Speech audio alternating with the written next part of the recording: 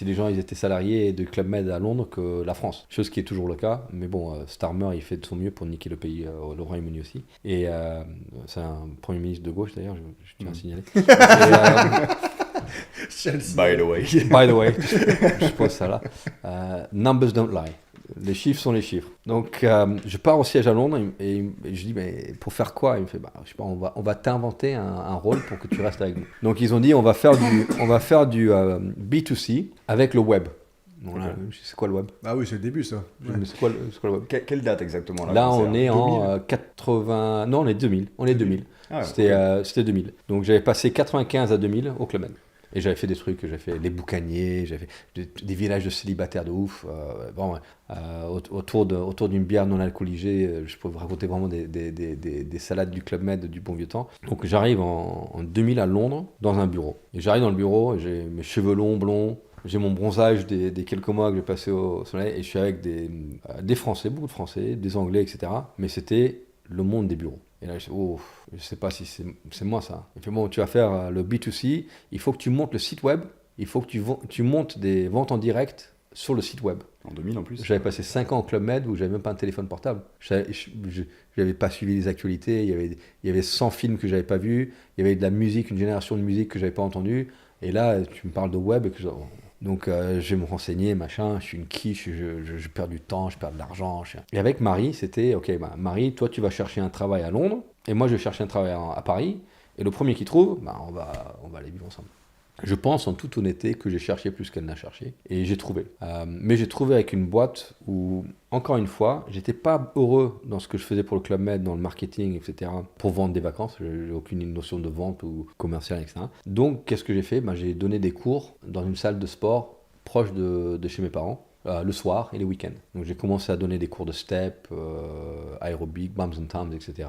Et j'ai pris cette notion de l'expérience de quelqu'un qui va au-delà de la partie technique et des 60 minutes dans ce que je faisais dans ce club. Et mes cours, tout d'un coup, ils étaient blindés. Et le manager me dit, mais qu'est-ce que tu fais? Parce que sincèrement, même le vendredi soir, normalement, où les gens ils vont boire une bière, machin, toi, tes cours sont pleins et les autres sont pas. Et c'était juste que pour moi, tu faisais comme au Club Med où nous, on accueillait les gens quand ils descendaient du bus. Moi, j'étais à l'accueil avant mon premier cours, et les gens qui rentraient, ils disaient hey, c'est bien, vous êtes là pour le cours de step. Oh non, je viens faire mais viens faire mon cours de step.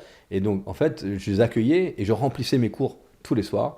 Les gens, ils se régalaient, ils s'entraînaient, mais c'est surtout, ils partaient avec le sourire, avec une connexion et une confiance en moi. J'étais pas le meilleur technicien, mais dans la connexion et cette proximité, je déchirais parce que j'avais pris ce que j'avais pris au Club Med. J'apprenais les prénoms des gens comme ça, rapidement. J'apprenais un élément que j'allais utiliser pour raconter une blague à la con pendant le cours, machin, etc. Ouais, c'est tellement ça en plus. Les gens se sentaient vus, ils se sentaient appréciés, etc. Donc mes cours, et après, Fitness First, ils étudiaient ce que tu leur coûtais par adhérent dans tes cours, et j'avais le meilleur ratio du club, et ensuite, au bout de très peu de temps, j'avais le meilleur ratio de tout Londres. Donc c'est qui ce mec? Il doit avoir des chorés de ouf. Ouais, Corée, ils n'étaient pas de ouf et ma musique était naze. Mais par contre, humainement, je l'ai passé. Parce que la boîte, du coup, c'est Fitness First. Pour bien exact, préciser par rapport au gars qui existe encore en plus. Qui existe encore au Royaume-Uni, en Allemagne, en Australie. Ouais. Mais la partie européenne, on en arrivera, mais la partie européenne où moi j'ai passé la plupart de mon temps, j'étais présent quand on a préparé la vente, qui a été achetée ensuite par, je ne me souviens plus le nom, mais c'est devenu ce qui est devenu Basic Fit. Basic Fit, ouais. Ouais. Mais c'était une autre, c'est la même entreprise, mais c'était un autre nom avant, et ils ont transformé les clubs qu'on avait en Europe en Basic Fit aujourd'hui. D'ailleurs, des gens avec qui moi je travaillais quand j'étais chez Fitness First sont toujours chez Basic Fit. Et donc j'ai donné des cours là-bas, et donc je faisais ce truc avec Club Med qui marchait pas très, j'étais pas très bon, et sincèrement ça ne m'inspirait pas. Encore une fois, c'était est-ce que je me vois 42 ans dans des bureaux comme ça, ordinateur encrouté, machin, non. Et je prenais plus de plaisir, je me retrouvais au bureau, mais en attendant d'aller à la salle pour donner mes cours le soir. Donc je donne les cours et je développe ma petite réputation, pas mal, etc. Et puis à un moment donné où, je sais pas, quelqu'un à l'accueil est malade ou absent, etc. Moi je donne des cours. Le manager me demande si je peux filer un coup de main à l'accueil parce qu'il n'y a personne pour couvrir l'accueil. Je dis pas de souci. Donc je couvre l'accueil. Et même approche, c'était que peut-être pour moi ça allait être la 50e conversation de la journée, mais peut-être pour toi c'est la première fois que quelqu'un te regarde dans les yeux et te demande comment tu vas, etc. Donc je fais ça à l'accueil, bonne ambiance, machin, et puis tout d'un coup je commence il y a des prospects qui rentrent et je vends des abonnements. Je savais pas comment vendre, je savais juste les tarifs, Et que ça, c'était le document qu'il fallait signer. J'avais zéro script, mais juste, mais qu'est-ce que tu veux faire? Tu pourrais venir dans mes cours. Putain, qu'est-ce qu'on va rigoler? Ça fait longtemps. Oh mon Dieu.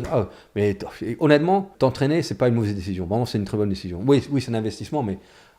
Donc j'ai commencé à faire une analyse de besoin, je savais même pas ce que c'était. Ouais, bah oui. Mais juste parce que tu étais intéressé par la personne. Et j'ai vendu des abonnements et le manager il me dit qu'est-ce que tu as fait? J'ai dit j'ai inscrit les deux. Quoi, tu les as inscrits? Ouais, j'ai mal. Ah non, très bien.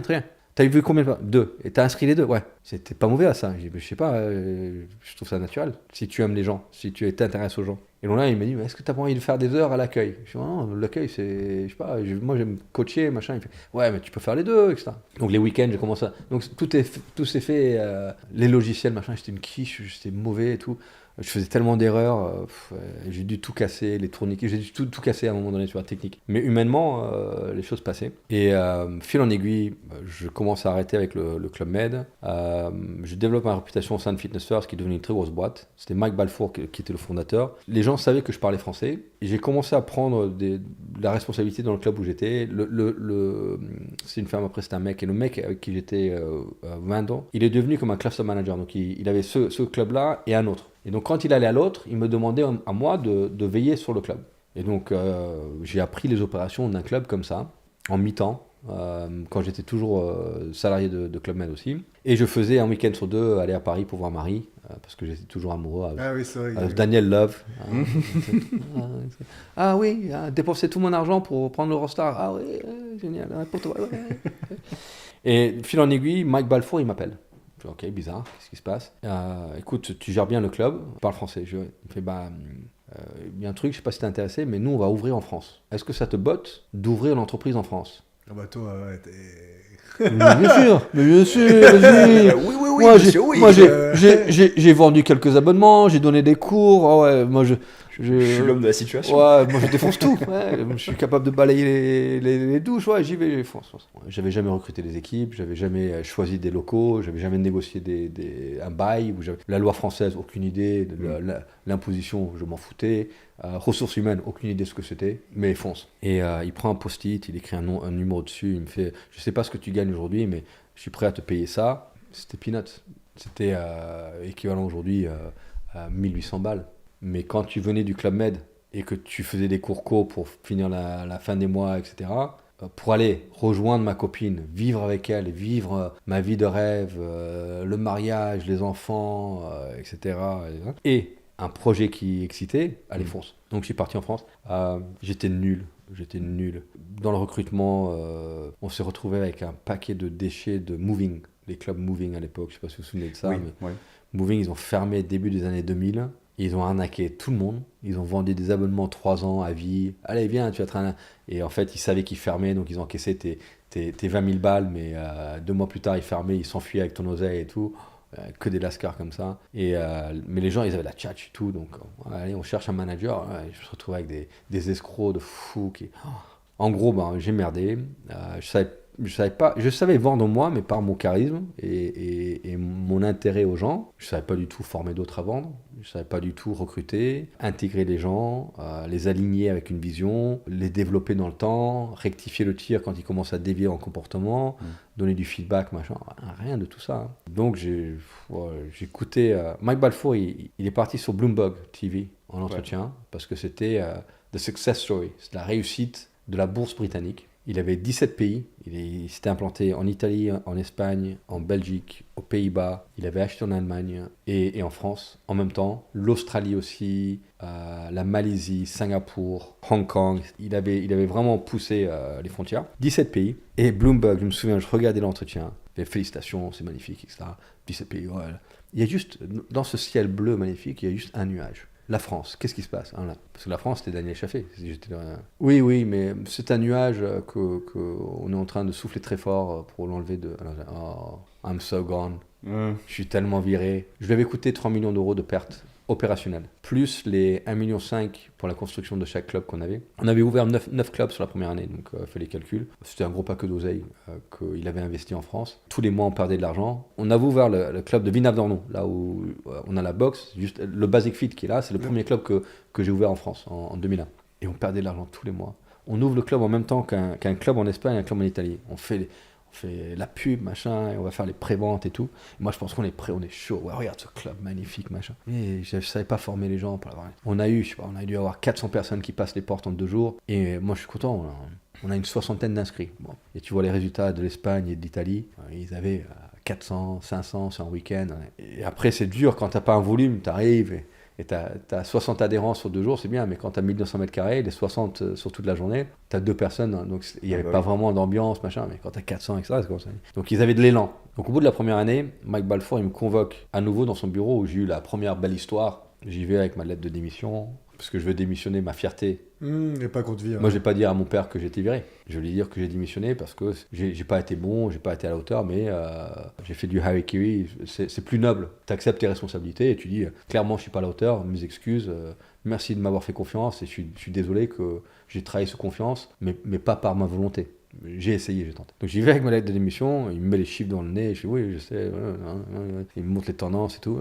Et j'ai vu l'entretien sur Bloomberg, oui, tout à fait. Ouais. Et je dis, il me fait, c'est quoi ça? Je dis, c'est ma lettre de démission. Il me fait, quoi? Tu rigoles? Il me fait, rien qu'en EBITDA opérationnel, tu m'as coûté 3 millions d'euros. Je fais, ouais, mais c'est pour ça qu'il me fait, non, t'as pas compris. Tu me dois 3 millions d'euros. C'est pas en partant de l'entreprise que tu vas travailler pour me les rendre. Pour me les rendre. Les 3 millions d'euros, on va dire que c'est ton éducation. Je fais, oh shit. Je fais, ouais, mais si je repars et je fais la même chose qu'avant, je suis boosté. Je vais répéter les mêmes erreurs. On va pas... Il me fait, mais c'est pour ça que je vais t'envoyer en Australie. Je fais, oh. Non seulement il me vire pas, ce mec, mais il m'envoie en Australie. J'ai adoré l'Australie quand j'étais avec Dorian. Allez, fonce. Et il me fait, mais par contre, tu vas partir d'ici 15 jours, tu vas voir Terry Q. Je sais qui ce mec. Et il me fait, c'est notre nouveau directeur international de vente, ex-force spéciale sud-africain, qui avait vécu en Nouvelle-Zélande et qui avait établi des process de vente pour les outils chirurgicaux, donc les démarches aux chirurgiens, machin, etc., qui était rentré dans le monde du fitness. Et tout ce qu'il avait fait en Australie avait explosé. Fitness First en Australie, c'était des clubs qui bondaient à max, c'était incroyable et c'était dû en fait tout ce que ce gars-là a pu mettre en place en termes de technique de vente, de stratégie, de discours, comment tu as intégré tes nouveaux membres. Donc c'est des choses qui m'intéressaient. Toute la vie de ton membre, your member journey. Member journey. Tout à fait. Il avait mis the member journey en place en Australie. Ok, cool. Donc je vais aller voir là. Moi je pensais que j'allais retourner, j'allais prendre quelques notes. Il fait par contre, il y a 2 bouquins que tu vas acheter et tu dois lire. Stabilote tes questions, etc. Et vous aurez des discussions sur les 2 bouquins. Mais il dit que si tu n'as pas lu les 2 bouquins, ne prends pas le billet d'avion. Et il y a un script de vente que tu dois apprendre par cœur. Et j'ai dit, ok, il va me l'envoyer par email.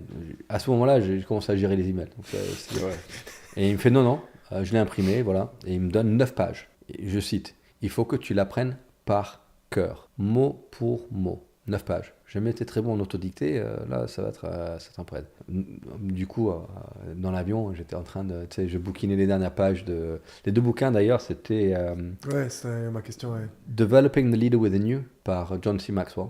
Ah oui, ok, ouais. Et The One Minute Manager, sur comment donner du feedback. C'était les 2 bouquins. One Minute Manager, c'était très court. Developing the Leader Within You, c'était un peu plus épais. Donc, je les ai lus, je les ai étudiés. D'ailleurs, ces 2 bouquins que j'ai intégrés dans... J'ai une liste de 16 livres qui sont fondamentaux pour moi, quelqu'un qui va dans ce domaine-là. Et ces 2 bouquins en font partie. Les leaders qui travaillent avec moi, c'est 2 bouquins qu'ils étudient avant de prendre leur poste, etc. Donc, je vais partir en Australie. À ce moment-là, j'étais plus avec Marie. Je vais emménager chez elle quand je suis arrivé à Paris pour l'ouverture de Fitness First. Mais tellement j'étais investi dans le Fitness First que... Tu l'as oublié? Non, du tout. Moi, I was in love, man. Tu sais, quand tu vois ces jeunes qui sont derrière leurs copines, c'est comme ça. Ouais, ils disent bientôt, quoi. Ouais. Et j'étais un vrai gogs, quoi. Et je rentre de Brest, on avait ouvert un club à Brest et on avait fait l'ouverture et je rentre un dimanche